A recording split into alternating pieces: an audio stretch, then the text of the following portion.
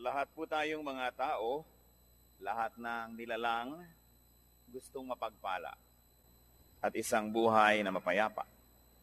Napakalinaw po ng turo ng Panginoong Hesus kung paano napagpapala ang tao. Kaya lang, dahil sa panlilinlang ni Satanas at dahil na rin sa sarili nating mga katigasan ng puso, yung mga madali at malinaw na itinuro ng Panginoon ay parang natago, nakubli, at yung dapat ay alam ng lahat ay parang naging lihim lang ng iilan na nakakaalam nun. The obvious becomes unclear, and the way to blessedness almost becomes a secret.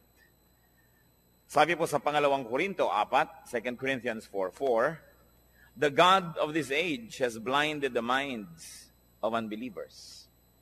Ang Diyos-Diyosan ng panahon na ito, si Satanas, ay nagbulag sa kaisipan, sa puso ng mga di nananampalataya.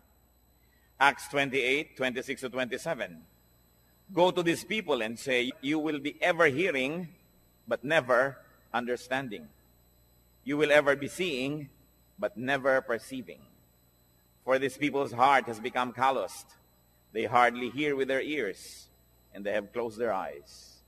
Isa pong malungkot na description ng mga tao na naging bulag sa katotohanan ng Diyos, tumigas ang puso, nabingi ang mga tainga, at di na nakakakita. Ang mga pinagpalang tao po ay pinagpala dahil sila'y nakakakita. Mahalaga na ang mata ay nakakakita at ang tainga ay nakaririnig. Blessed people are blessed because they see. What they see is almost a secret to the ungodly. At yan po ang tema ng ating pag-aaral ngayon, 3 secrets of blessed people. Ang 3 lihim ng mga taong lubos na napagpapala. Na dapat sana'y hindi lihim, subalit dahil sa kabulagan ng marami, nagmumukha tuloy na lihim.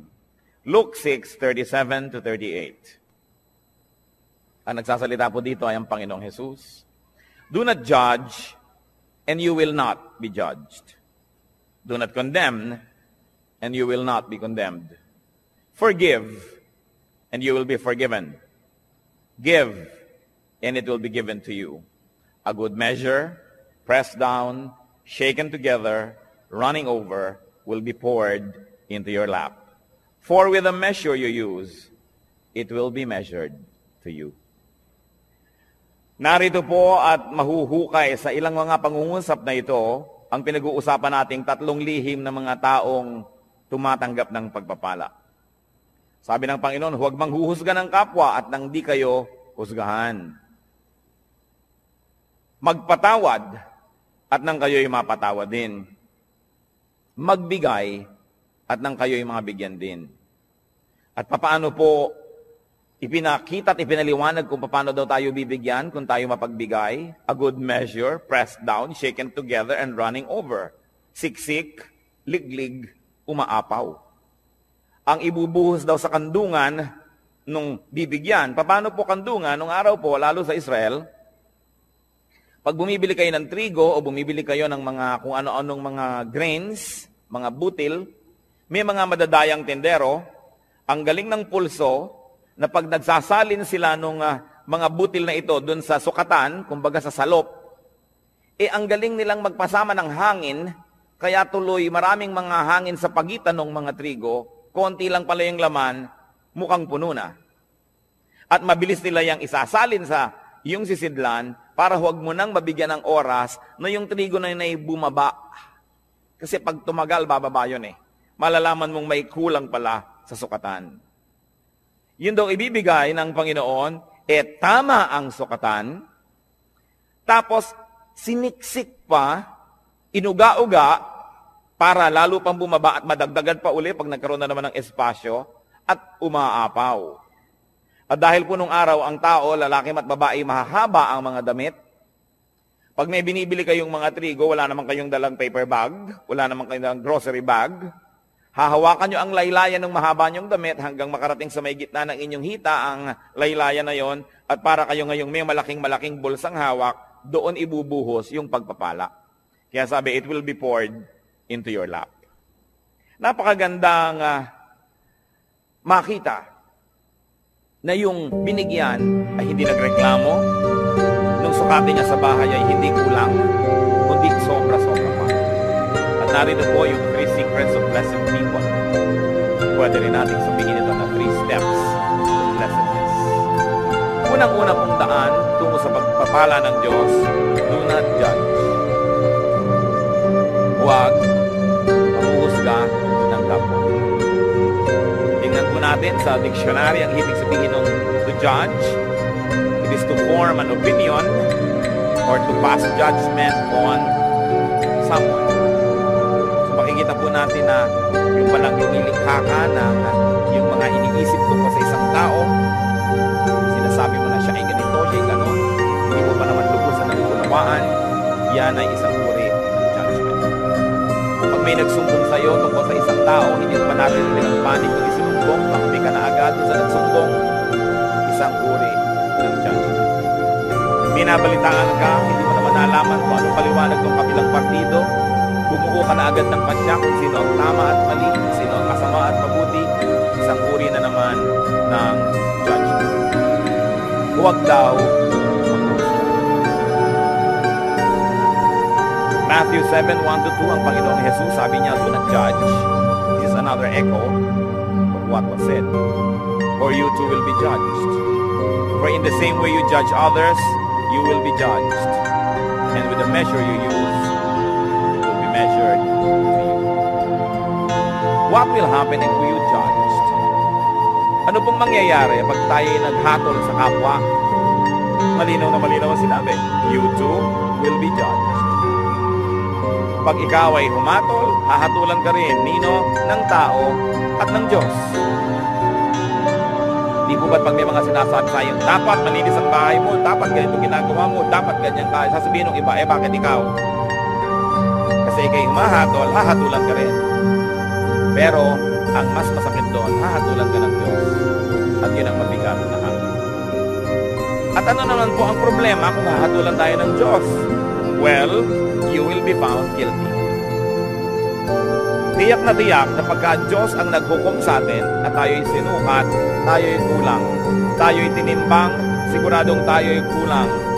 Sapagkat sabi sa Romans 3:23, for all have sinned and fall short of the glory of God. Lahat ay nagkasala at kinapos sa kaluwalhatian ng Diyos. May exempted ba? Exempted ba ang mga taga-Bacolod? Exempted ba ang mga taga-Las Piñas? Hindi. Sabi, lahat ay nagkasala at kinapos.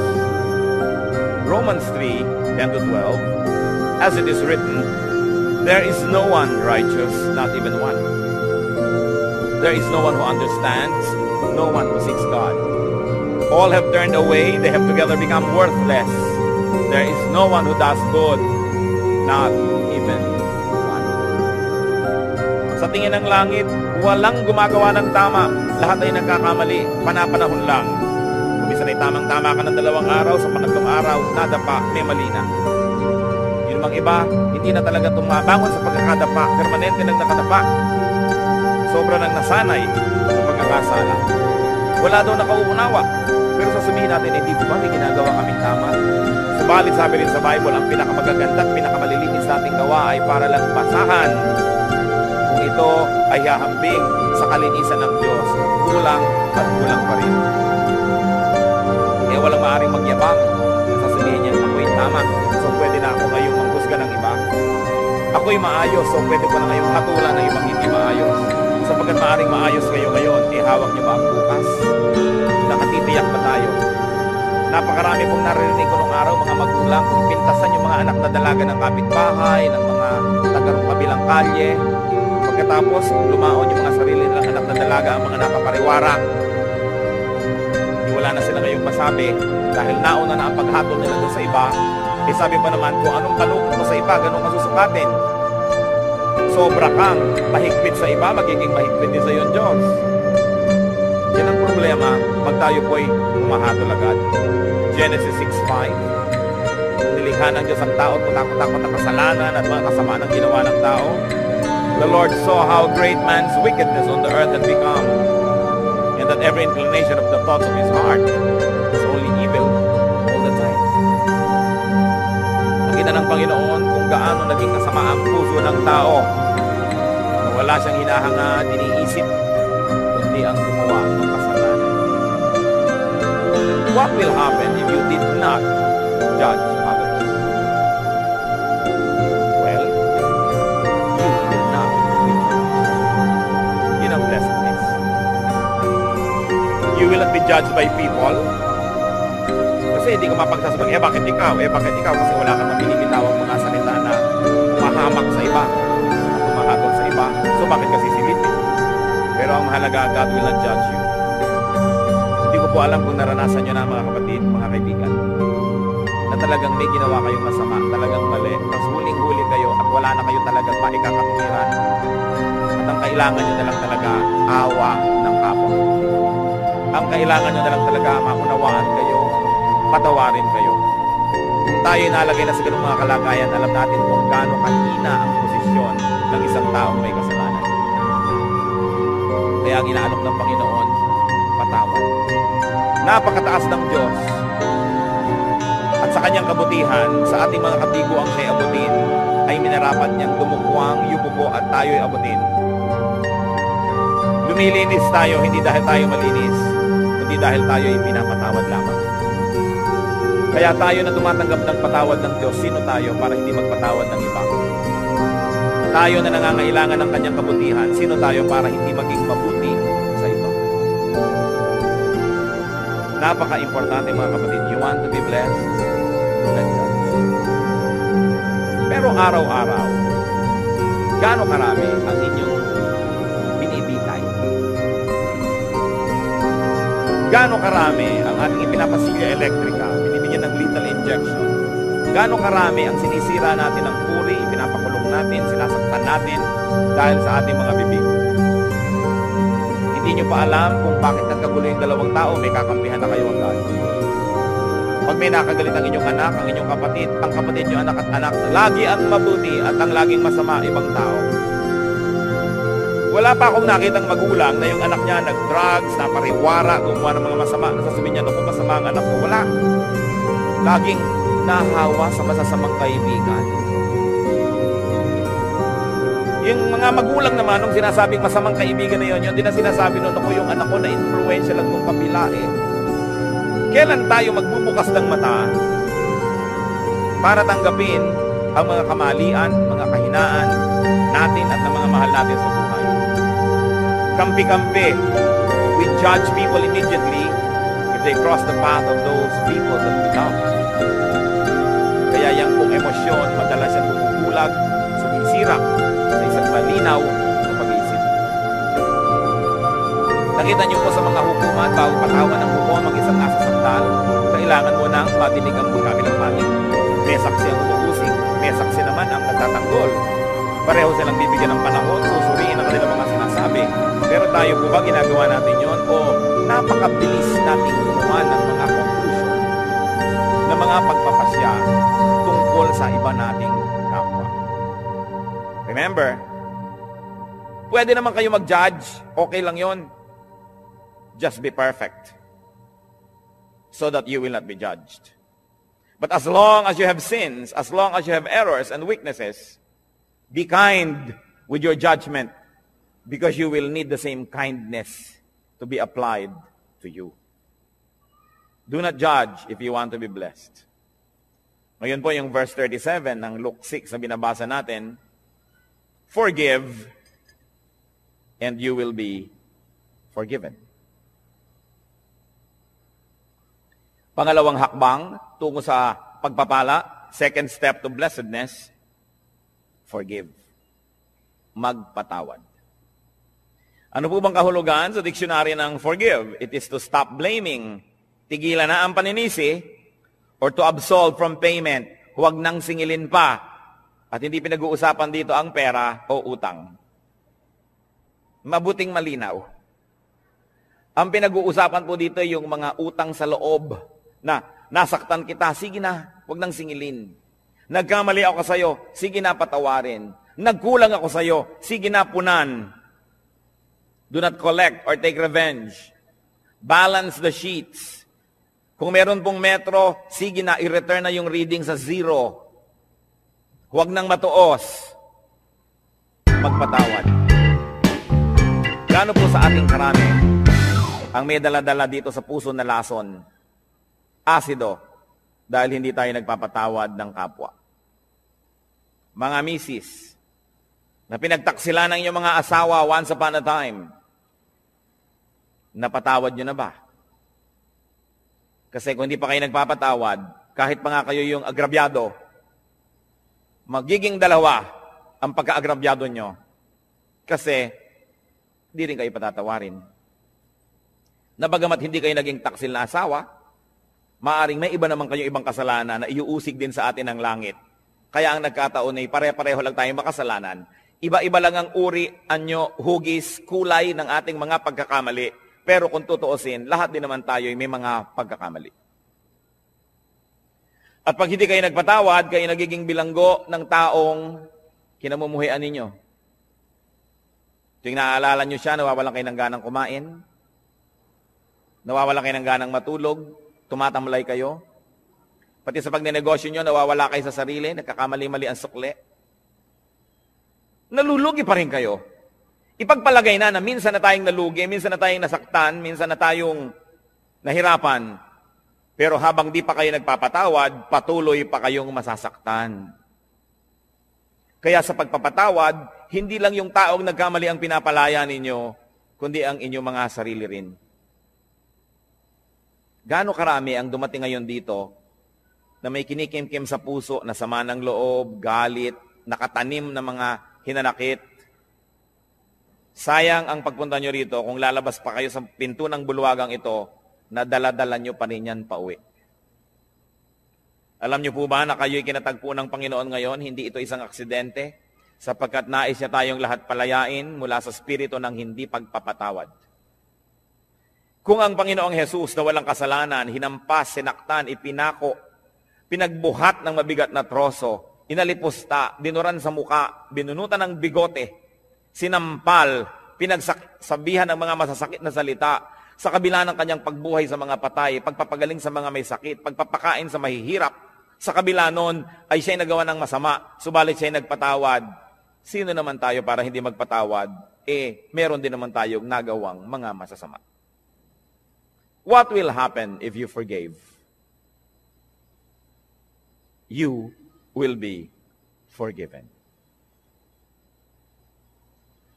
Kuminsan po, nalulungkot ako makita ang marami nating kababayang napakamanga relihiyoso.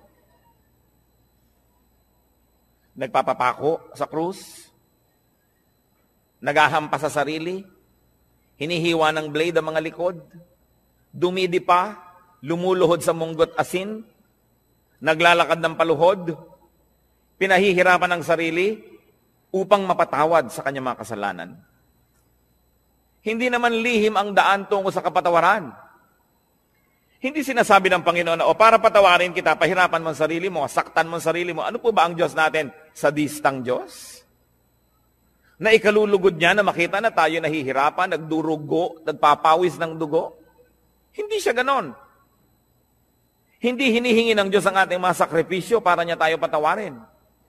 Ang sinasabi lang ng Diyos, magpatawad ka sa kapwa mo at mapapatawad ka rin ng langit. Hindi natin kailangan gawin yung mga mahihirap na ginagawa ng marami. Kaya nakakalungkot po sapagkat ko ang Biblia, ang salita ng Diyos ay hindi nakabukas at hindi tinatanggap ng bukas na puso. Maraming ginagawa ang taong nasasayang. Pinipilit niya magpunyagi, maghirap. Subalit hindi naman pala yun ang hinihingi ng Diyos. Magpatawad ka lang sa kapwa. Kaya kung tutuusin, parang mapalad ka pa nga pagka maraming nagkamali sa'yo Kasi marami ka ring mapapatawad. Therefore, you position yourself in the path of God's forgiveness. That's why everything that happens can be a blessing. If only you would open your eyes and see that our God is a God who dispenses blessing everywhere, every time, in every situation. What will happen if you did not forgive others? Ano naman ang mangyayari kung di kayo magpatawad? Matthew 6:14-15. Ito po ang sabi ng Panginoong Jesus. For if you forgive men their sin against you, your heavenly Father will also forgive you. But if you do not forgive men their sins, your Father will not forgive your sins. Yan po yung dasal nating Ama namin. Patawarin mo po kami sa aming mga utang, gaya rin naman ng pagpapatawad namin sa nagkakautang sa amin. Forgive us as we forgive those who trespass against us. Patawarin mo kami, gaya rin naman ng aming pagpapatawad. So ang sinasabi, Lord, kung kami po ay mahilig magbigay ng patawad, edi mahilig din kayong patawarin kami. Kung ayaw po namin magpatawad, huwag nyo rin kaming patawarin. At kung binibigyan po namin ng limitasyon ng aming pagpapatawad, na sinasabi natin, pangatlong beses mo nang ginawa yan, sa susunod, di na kita patatawarin, Lord, ganun din pong gawin nyo sa akin. Pag 3 beses na ako nagkaroon ng isang kasalanan paulit-ulit, sa ika-4, huwag nyo na po akong patawarin. Nauunawa po ba natin ito? Na kung tayo hindi nagpapatawad, tayo rin ang nalulugi. Forgiveness is a bridge. Don't burn the bridge over which you too must pass. Kumisan sa kahigpitan natin, ayaw nating may makatawid, sinunog natin ang tulay, pero yun pala, kailangan din nating tumawid, pati tayo na damay, hindi rin nakatulay. Kailangan ang pagpapatawad. Sasabihin ng iba, Pastor, napakahirap naman po yata yung magpatawad. Agree ako sa inyo. Yes, mahirap. Pero di po ba mas mahirap hindi magpatawad? Naaalala mo pa, sumasakit pa yung dibdib. Lumulungkot ka. Tumataas ang iyong blood pressure. Pagka naaalala mo ang mga gumawa sa'yo ng mali. Mahirap magpatawad, pero mahirap ding hindi magpatawad. Hirap din lang at hirap ang gawin nyo na yung sa panig ng Panginoon, yung inuutos niya magpatawad. At yan po ang dalangin ko ngayon, kung tayo merong daladala sa puso, dapat patawarin. Siguro parang pelikula na pumapasok sa screen ng inyong utak ang mga mukha ng mga taong ito. Patawarin nyo na. Alang-alang kay Kristo. At kundi malang alang-alang sa Kanya, mga kapatid, alang-alang sa inyong sarili. Sapagkat malinaw ang sinabi ng Panginoon, ang hindi nagpapatawad ay di rin patatawarin ng Ama sa langit. Kailangan ng isang himala para yan mangyari. Kailangan ng hipo ng Espiritong Banal para tayo magkaroon ng pagpapatawad. At yan po ang hihingin natin sa Diyos ngayon. Isang makapangyarihan na hipo niya. Magkaroon ng himala sa ating puso. Magkaroon tayo ng kakayahang magpatawad, bagamat hindi sana yun ang gusto natin. Kuminsan ay ang gusto natin maghiganti. Subalit hindi yan ang paraan ng Diyos. At ang gumaganti, nagagantihan uli, magagantihan, hindi na matapos ang gantihan. So if you do not forgive, you will not be forgiven by people and by God. You will remain guilty. Therefore, you will be judged. And in the end, you will be condemned. Pangalawa pong hakbang, forgive. Pangatlong hakbang, tungo sa pagpapala, give. Napakalinaw po ng sinabi, give and it will be given to you. Magbigay ka at susuklian ka. Bibigyan ka rin. At ano po, higit sa ibinigay mo ang ibibigay sa iyo. Kasi sukat na tama, sisiksikin, liligligin, aalugin at umaapaw pa ang ibibigay sa atin. Wala tayong kalugihan. So give to people. Give people your 3 T's. 3 letrang T. Time, talent, treasure. Ibigay natin yan sa tao. Lalo sa mga mahal natin sa buhay. Nagtataka naman ako sa mga tao na nag-aaway-away ang magkakapatid dahil sa kaprasong mana. Natitikis ang mga kamag-anak na may sakit, may pagdurusa, samantalang meron naman pwedeng itulong. Sabi, give. What we do to people is counted as done for and given to Christ. Alam niyo po ba na ang pagbibigay sa tao, lalo yung hindi nakakaganti, hindi makakapagbayad, ay inaari ni Kristong sa kanya ibinigay at kung ganon, siya ang magbabayad? Ano po ba ang tunay na pagbibigay? Yung ang binibigyan mo ay walang kakayahang gumante ng mabuti rin. Kasi kung may kakayahan, binigyan mo lang, baka investment lang yan, puhunan, namumuhunan ka lang. Nagbibigay ka ng maganda dahil may kapangyarihan siyang magsukli sa'yo sa panahon na kailangan mo siguro ang tulong niya. Hindi nyo ba napapansin, pagka mayaman ang may birthday, mahal ang mga regalo? Tapos pagkapwa natin, mahirap ang may birthday, kung ano-ano lang ng mga binalot na kalendaryo. Mga tuwalyang may mga sulat na inchik na good morning, na isang laba mo lang, gapak-gapak na. Kasi mahirap ka eh. Baka hindi ka makapagbigay ng mamahalin sa birthday niya, so ba't kanya bibigyan ng mahal? So hindi nagbibigay ng mumuhunan. Pero kung tayo po ay mga maralita, may nagregalo sa atin ng napakahalagang bagay, alam nilang hindi natin kayang suklian yon. Yun ang tunay na nagbigay. So pati po ang ating mga pagbibigay susuriin natin. Tayo ba'y nagpapadama lamang, namumuhunan lamang, o nagbibigay talaga? Sa palagay niyo po ba ay maipagkakaila natin sa Diyos ang tunay na laman ng ating puso? Ang Diyos ang sumusukat, maging ng mga iniisip natin na lingid sa ating kapwa-tao. At sabi nga sa Bible po, sa oras ng paghuhukom, sasabihin ng Panginoon, hali kayo mga hinirang, mga pinagpala. Nagugutom ako, pinakain ninyo ako, nagiginaw ako, binigyan niyo ako ng balabal. May sakit ako, dinalaw niyo ako. Nakulong ako, nasa piitan, helpless, powerless. Pinuntahan ninyo ako. Handito ang inyong gantimpala. At sabi ng mga tao, kailan naman po namin nakita na ganun kayo? Diyos naman kayo. Sabi ni Lord, Aba, lahat ng taong tinulungan ninyo, inaari ko na sa akin nyo yun ginawa. May tanong ako sa inyo. May gumawa ng mabuti sa anak nyo. Di ba tinatanaw nyo? Di ba mas natutuwa pa nga tayo na sa birthday ng anak natin may nagregalo kaysa sa sarili nating birthday? Di ba't kung may mga regaluhan sa Pasko, tinitingnan nyo yung anak nyo kung may nag-aabot man lang kahit isa at nasasaktan ng puso nyo na walang nagbibigay sa kanya? Lahat ng tao, likha ng Diyos. Mahal niya ang lahat ng tao. Pag nagbigay ka sa isa niyang minamahal na tao, lalo yung kapuspalad, yung walang pumapansin, hindi kaya niya alam? Hindi kaya niya tinatandaan? At sasabihin niya, balang araw, susuklian ko ang kabutihan mo. Kahit ngayon pa lang, susuklian ko na, sapagkat mabuti ka dito sa aking mga nilalang. Di ba't pag may sumasakit sa kalooban ng ating mga anak, ay tayo unang-unang nasasaktan? So kung may sinasaktan kang tao, sa palagay mo ba hindi mo sinusugatan ang puso ng Diyos? Kung meron kang taong hinuhusgahan, pinag-uusapan, chinichismis, inaagawan ng asawa, inaagawan ng pera, nilalamangan, hindi kaya natin pinalulungkot ang puso ng Diyos. Kaya ang sabi niya sa Matthew 25:45, I tell you the truth. Whatever you did not do for one of the least of these, you did not do for me. At yung kabaligtaran naman noon sa verse 40, sabi niya, whatever you did for one of the least of these brothers of mine, you did for me. Kung ano, ang buting di mo ginawa sa kanila, ay sa akin mo ipinagkait at ako ang sisingil sa iyo.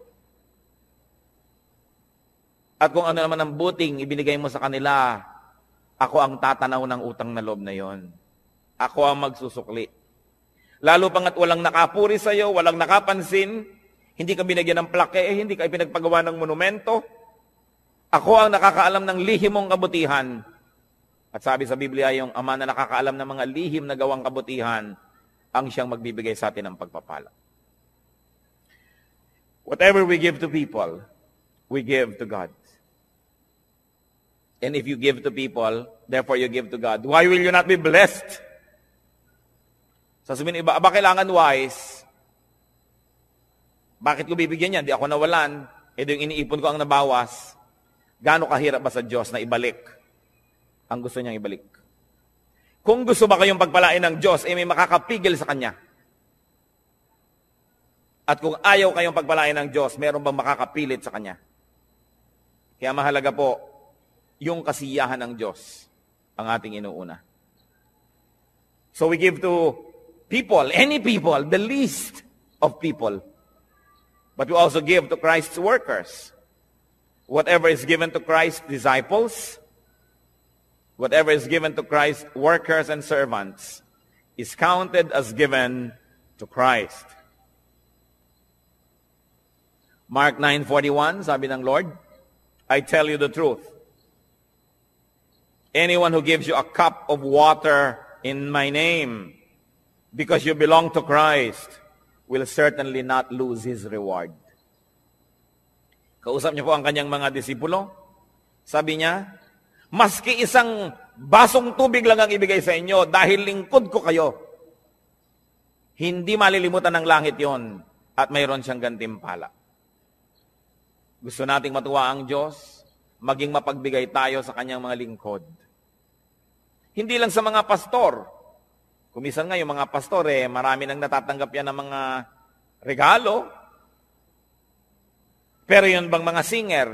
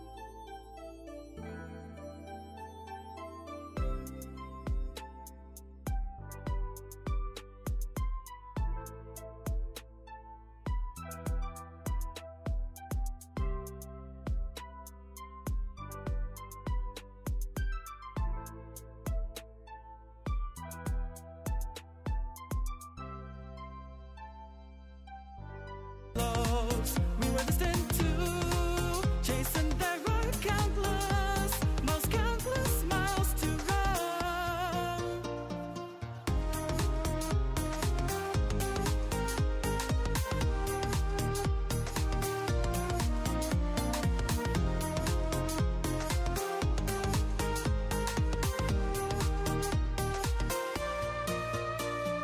I can sense it approaching, following you like rivers. Wherever you go, everything or nothing, we rebuild. It piece by piece, we were destined to chase, and there are countless miles towards home with the sun on the rise, and there are countless ways, countless